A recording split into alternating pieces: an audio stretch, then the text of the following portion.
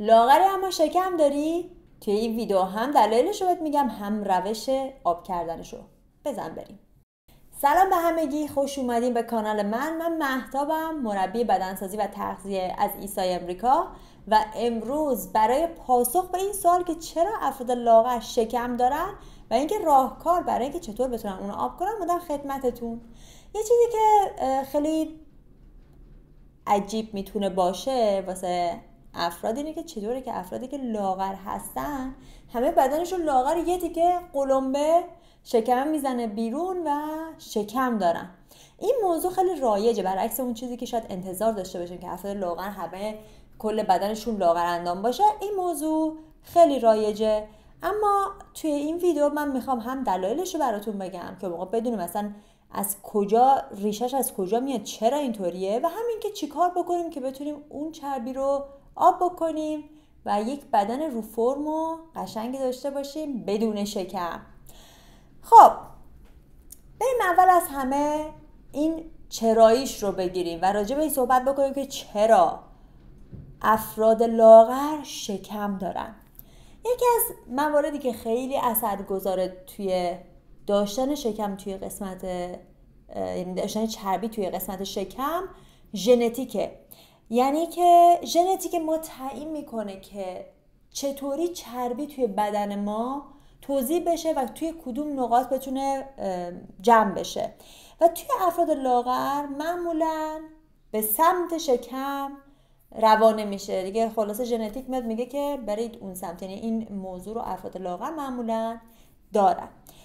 و اما مورد بعدی که اثرگذار هست رژیم غذاییه. خیلی وقتا افرادی که لاغر هستن از اونجا که به قول گفتنی استعداد چاقی ندارن، خب خیلی با خیال راحت هرچی میخوام و خیلی وقتا هم شنیدی میگن هرچی دارم میخواد میخورم ولی چاق نمیشم و همین باعث میشه که خب خیلی مواد قندی و شکری استفاده بکنن، کربوهیدرات‌های تصفیه شده.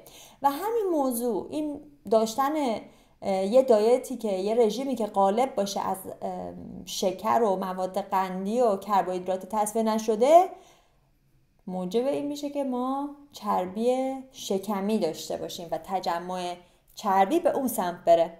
و اما مورد بعدی که اثرگذار هست توی چربی که توی شکم جمع میشه بی‌تحرکیه. دوباره افراد لاغر یک موضوعی که براشون پیش میاد اینه که با توجه به این که هرچی میخورن چاق نمیشن و حس نمیکنن که نیاز به این دارن که تحرک خاصی داشته باشن واسه اینکه رو فرم باشن، خب تحرکشون هم معمولاً کمتره نسبت به بگیم اکثر افراد. و همین کم تحرکی باعث میشه که چربی توی ناحیه شکم قشنگ ذخیره بشه و همین الان که من در مثلا دلایلش رو میگم کم کم داره پرده برداری میکنه از راه حل، میبینید، اما جلوتر بهش میپردازیم. مورد بعدی که اثرگذار هست توی این مشکل استرس و وضعیت هورمون ها هستش. استرس که خب خیلی توی بالا رفتن کورتیزول در بدن اثر داره به صورت حالا مزمن تقریبا، و کلا هورمون های استرس خیلی به این که چربی به سمت شکم بره و اون قسمت ذخیره بشه توش اثر دارن. بنابراین این هم یکی از موارد هست. و حالا یک موردی که خیلی وقتا خب افراد در نظر نمیگیرن و یه چیزی هستش که معمولا خیلی مؤثره توی فرم شکمی به خصوص توی افراد لاغر، پاسچرشونه. به خاطر یک پاسچر و ایستادن، کلا طرز وضعیت بدنی که فرم خوبی رو نداره، حالا به خاطر ضعیفی عضلات میتونه باشه یا کلا عادت نشستن‌های اشتباه و حالا عادت‌های روزانه‌شون، اتفاقی که میفته شکم برجسته دیده میشه. شاید اصلا همش هم چربی نباشه، یعنی قسمت چربی باشه، اما چون شکم برجسته تر دیده میشه به نظر میاد که یک شکم چربی دارن و مثلا داستان خیلی بدتر از اون چیزی که واقعا هست دیده میشه. حالا بریم یک راست سراغ راهکارهای رفع. چیکار بکنیم واسه رفع این شکم در افراد لاغر؟ عرضم به حضورتون که اولین کاری که ما باید انجام بدیم اینه که اون ایده من لاغرم هرچی میخورم چاق نمیشم و بذاریم کنار و توی برنامه تغذیه‌مون تغییراتی رو ایجاد بکنیم. اینو خاطرت باشه که تغذیه سالم فقط به دلیل چاقی لاغری نیست، به خاطر این هستش که ما سالم باشیم، ما یک زندگی سلامت رو داشته باشیم. فقط اینکه لاغر بشیم یا چاق بشیم مد نظر نیست. بنابراین سعی کنیم یه رژیم متعادل داشته باشیم، غذاهای کامل استفاده بکنیم، پروتئین کم چرب استفاده بکنیم. حتما توی برنامه‌مون پروتئین باشه، خاطرتون باشه اونا. چربی‌های سالم و کربوهیدرات پیچیده، سبزیجات و میوه به اندازه کافی توی برنامه‌مون باشه. و از سمتی خب یه مقدار مصرف قند و کربوهیدرات‌های تصفیه شده رو کمترش بکنیم. و نکته بعدی که باید هم حتما به خاطر داشته باشیم آقا، هیدرات خودت نگه دار. هیدرات بودن اثر خیلی زیادی میتونه داشته باشه توی قسمت شکمی، چون که اصلا باعث میشه که ما شکممون بتونه بهتر کار بکنه و از سمتی هم کنترل اشتها رو میتونه خیلی بهتر بکنه و اشتهای کاذب رو میتونه خیلی بهتر پوشش بده. بنابراین از هیدرات بودن لطفا و نوشیدن آب، هیدرات بودن و منظورم بیشتر نوشیدن آب، ازش غافل نشید. خلاصه کار دیگه هم که براش میتونیم بکنیم اینه که ورزش و تمرین رو توی برنامه بیاریم. من متاسفانه خیلی وقت دیدم افرادی که لاغر هستن، اصطلاحاً لاغر یا بگیم اضافه وزن ندارن، اولین حرفی که واسه تمرین و ورزش میاد تو ذهنشونه که من نیاز ندارم وزن کم بکنم، فقط شکم دارم، یا من مشکل وزن ندارم، مثلا چرا باید خب تمرین داشته باشم یا ورزش کنم، یا حتی خیلی وقتا از اینکه ورزش کنن میترسن، چون که میترسن لاغرتر بشن، در صورتی که باید همواره البته با رژیم غذاییشون تناسب داده بشه این مقدار تمرین که اضافه میشه. اگه نمیخوام به خصوص از وزن کم کردن یه مقدار میترسن، نمیخوام وزن کم بکنم، باید حتما اگر ورزش اضافه میشه، تغذیه اضافه، تحرک اضافه میشه، حواسشون به قسمت تغذیه هم باشه که همون مقدار توی تغذیه البته با غذاهای کامل اضافه بکنن که توی تثبیت بمونن. و حتما باید تمرین قدرتی داشته باشین که عضله بسازین، متابولیسم رو بوستش بکنین. کلا عضله ساختن اصلا به بدنتون کمک میکنه و خیلی از شرایط هورمونی رو بهتر میکنه. اینو هیچ وقت یادتون نره، یعنی عضلات فقط جنبه تزئینی ندارن، واقعا توی سلامت بدن ما بسیار اثر میزنن. برای ورزش مقاومتی هرگز فراموش نشه. تمرین هوازی باید داشته باشین حتما و این کمک میکنه که اصلا هم تحرک مقدار بالا بره، همین که سیستم قلبی عروقیتون بهبود پیدا بکنه و اصلا شرایط کاندیشن بدن بهتر بشه، ریکاوری قلب خیلی بهتر میشه و کلا واسه سلامت قلب و عروق لازمه. از سمتی حتما تمرین های کور رو باید داشته باشین، تمرین های مال قسمت میانی که قسمت میانیتونم قوی بشه و بتونه خیلی بهتر بدنتون نگه داره. از سمتی کار دیگه که باید انجام بدیم اینه که حتما توی سبک زندگی، لایف استایل، بتونیم تغییراتی رو ایجاد بکنیم، تغییرات مؤثر و مفید. و اونم اینه که اصلا باید بتونیم که کاهش استرس داشته باشیم، استرسمون رو کم بکنیم، چون به هر حال ما میخوایم که هورمون‌هایی که مربوط میشن به استرس بتونه تنظیم و مدیریت بشه. مدیتیشن، یوگا و تمرین‌های تنفسی اینجا به کارمون میاد، ازشون غافل نشوید. از سمت دیگه روی خوابمون باید کار بکنیم، حتما بهبود کیفیت خواب کافی باید داشته باشه. 7 تا 9 ساعت خواب با کیفیت شما احتیاج داره، چون همون هم مثلا خیلی باعث میشه که بدن شما اون چربی که اضافه جمع کرده رو بتونه رها بکنه. واسه این موضوع واقعا نیاز هستش که ما به خوابمونم اهمیت بدیم. از سمتی عادت کنیم که پاسچرمون رو توی طول روز بتونیم خوب نگه داریم. اگر من نشستم روی صندلی، سعی بکنم قسمت کورم رو درگیر بکنم، ولوش نکنم، اینجوری برم پایین. مثلا میبینی همین الان من رفتم پایین، موقعی که درگیرش بکنم خب خیلی بهتر. و مثلا موقع وایسادم هی شکم رو ندم سمت جلو، اینجوری با گودی کمر بندازم وایسم، سعی کنم شکم رو درگیر بکنم و صافتر وایسم. این عادات رو میتونیم تغییر توش ایجاد بکنیم. و حالا اصلا بریم ببینیم با همدیگه بررسی بکنیم که یه نمونه از تمرینی که شما به عنوان فردی که لاغر هستی چی میتونه باشه، چجوری اصلا ما برنامه‌مون رو چه تناسبی تنظیمش بکنیم واسه اینکه بتونیم یه نتیجه خوبی ببینیم. اول اینکه از لحاظ برنامه تمرینی شما باید تمرین مقاومتی داشته باشید. در هفته حداقل 3 تا 4 روز میتونید داشته باشیم تمرین مقاومتی. و توی این تمرین مقاومتی سعی بکنید از حرکات کامپاوند که یه مفصل‌های زیاد عضلات زیادی رو درگیر میکنه، مثل اسکوات، ددلیفت، پرس سینه، حرکاتی مثل رو، از این حرکات حتما استفاده بکنید. تو برنامه‌تون باید باشه.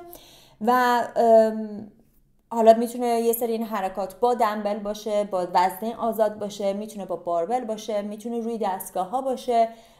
حالا این بر حسب اینکه برنامه‌تون چه شکلی میخواین تنظیم بکنین میتونه متفاوت باشه. میتونید رو دستگاه‌های توی باشگاه مثل دستگاه لگ پرس کار بکنید، دستگاه جلوی رون، 4 سر رون واسه پشت رون، همسترینگتون، و کلا انواع لانج ها با وزن آزاده روی اونها کار بکنید برای اینکه بتونن عضلات کاملا قوی بشن. و حالا در کنار اون باید 2 بار در هفته حداقل هم تمرین هوازی داشته باشید، کاردیوتون باشه، که این حالا مثلا میتونه 2 جلسه 30 دقیقه‌ای باشه، 2 جلسه 40 دقیقه‌ای باشه. نیازی نیستش که جلسات خیلی پیچیده و زیاد و طولانی باشه. میتونه یه پیاده روی با سرعت بالا باشه، میتونه دویدن باشه، میتونه دوچرخه سواری یا حتی شنا توی آب باشه، به انتخاب خودت. در کنارش حتما تمرین های انجام بده که عضلات کور رو بتونه قوی بکنه، عضلات قسمت میانی رو، و تمرین هایی که واسه خیلی میتونه کمک بکنه به این که کلا شکم شما قسمت میانی تو بتونه یه مقدار جمع و جور بشه، لحاظ عضلانی بتونه جمع و جورتر بشه. تمرینایی هستن که روی TVA تمرکز میکنن. میتونین از حتی تمرین‌های وکیوم شکم استفاده بکنین واسه اینکه بتونه قسمت میانی رو جمع و جورتر بکنه براتون. و این مدل تمرین هستن و حتما باید بهشون بپردازین. از سمتی هم در کنارش اگر نمیخواین وزن کم بکنین حتما حواستون باشه که توی تثبیت کالری بمونین. یعنی از سمتی شما حساب بکنین که اون مقداری که ما داریم تمرین میکنیم همون مقدار توی تغذیه با غذاهای کامل باید کالریش دریافت بشه. اگه نه میرید توی نقصان وزن کم میکنید. خلاصه این کار رو حواستون باشه.